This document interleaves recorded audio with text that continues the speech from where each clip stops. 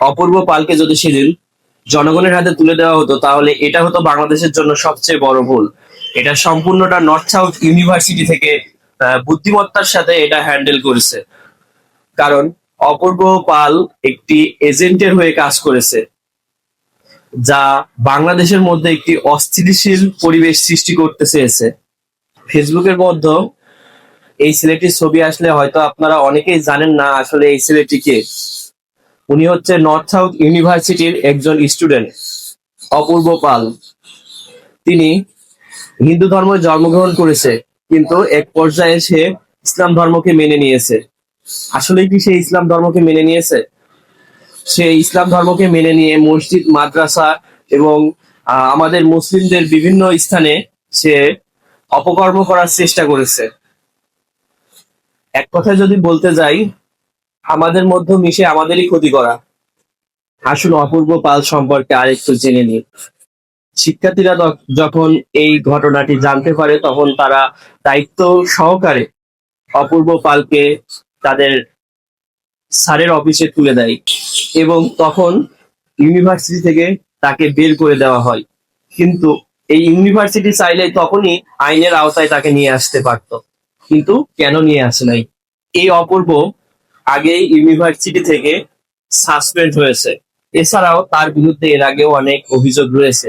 সে ইউনিভার্সিটির একজন ছাত্রকে পেট্রোল মেরে পুড়িয়ে দেওয়ার মতো অপকর্ম করার চেষ্টা করেছে। সে এর আগে বিভিন্ন সময় মসজিদের মধ্যে ঢুকে ধর্ম নিয়ে তর্ক বিতর্ক বিভিন্ন রকম অশ্লীলজনক কাজ করেছে। অপূর্ব পালের শিক্ষকের দাবি, সে অতিরিক্ত ড্রাগস নেওয়ার কারণে সে মানসিকভাবে অসুস্থ এবং সে এরকম নিন্দাজনক কাজটি করেছে। কিন্তু আসলেই কি তাই? এটা নিয়ে হাজারো জনগণের মাঝে প্রশ্ন রয়েছে। বিশ্ববিদ্যালয় ক্যাম্পাসের মধ্যে কোরআন অবমাননায় নেক্কারজনক ব্যাখ্যা করেছে বাংলাদেশের অন্যতম ইসলামিক চিন্তাবিদ এবং ইসলামিক বক্তা মিজানুর রহমান আজহারী। তিনি বলেন, কেউ যদি মানসিক ভারসাম্যহীন হয় সে মানসিক হাসপাতালে যাবে, কেন সে বিশ্ববিদ্যালয় ক্যাম্পাসে রয়েছে?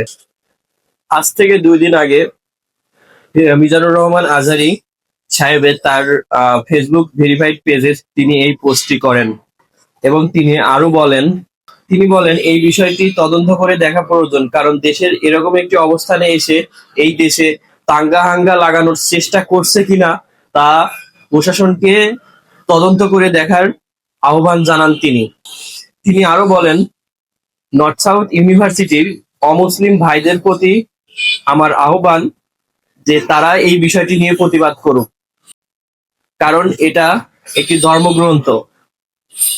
কোন ধর্মগ্রন্থ নিয়ে এরকম হবে এটা কেউ সহ্য করবে না বাংলাদেশের জনগণ। এবং তিনি আরো বলেন, বিশ্ববিদ্যালয় ক্যাম্পাসে বিশুদ্ধ কোরআন তেলাওয়াত তার অনুবাদ তাফসীর 1 মাস যাবত করার জন্য। এবং তিনি আরো বলেন, অন্তর্বর্তী সরকারের কাছে অপূর্ব পালের দৃষ্টান্তমূলক শাস্তির দাবি জানাচ্ছি। যাই হোক, যেহেতু অপূর্ব পালকে আইনের আওতায় নিয়ে আসা হয়েছে, তাই আমাদের সবাইকে সতেজ থাকতে হবে যেন এর কঠিন শাস্তি হয়। কারণ এর সঠিক তদন্ত হলে আমরা হয়তো আরো অনেক অপূর্ব পালকে পেতে পারি, কারণ এর পিছনে একটি বড় ষড়যন্ত্র আছে বলে আমরা মনে করছি। যখন বেধর্মীদের কোনো অনুষ্ঠানের মধ্যে ছোট্ট একটা সিনটেক তৈরি হয় তখন সেটা নিয়ে ব্যাপক পরিমাণে আলোচনা সমালোচনা তৈরি হয়, কিন্তু এখানে গোটা মুসলিম জাতির কলিজায় আঘাত দেওয়ার মতো একটি কাজ করেছে, কিন্তু এখনো কেন সবাই চুপচাপ হয়ে বসে আছে? বিশ্ব নবীর অপমানে যদি না কাঁদে তোর মন, মুসলিম নয় মুনাফিক তুই, নবীজির দুশমন। কথাটা আপনাদের আরো একবার মনে করে দিলাম। ধন্যবাদ।